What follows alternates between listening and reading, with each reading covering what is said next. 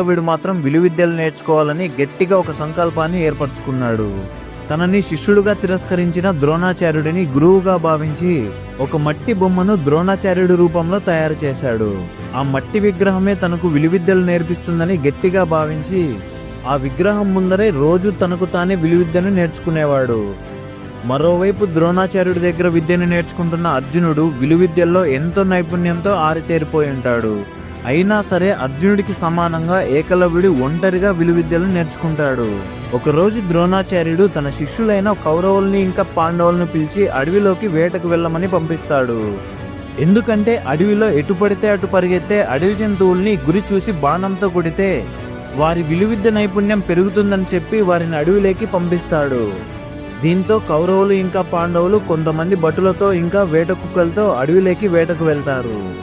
అదే అడవిలో విలువిద్య సాధన చేసుకుంటున్న ఏకలవ్యుడిని చూసి ఒక